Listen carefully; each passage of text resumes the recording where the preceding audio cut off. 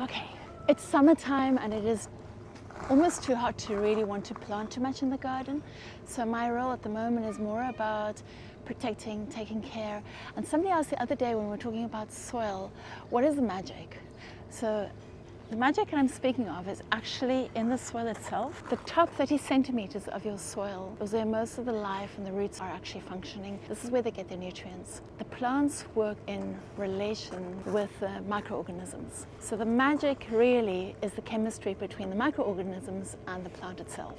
The microorganisms really exist out of different fungus, bacteria. They're just various creatures, millions and millions of them, that have a symbiotic relationship with the plants themselves. And it's so beneficial to have a little mulch, a little bit like my hat, covering the soil.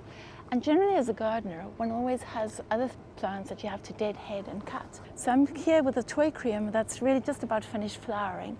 But everything that I'm deadheading, I'm also be using as a mulch. Here are little baby thyme plants. And to prevent the soil from getting this hydrophobic, oily, slick layer on top, the soil has been nicely irrigated. I'm going to seal that moisture in by putting the mulch on top. So I can actually just very loosely spread it out.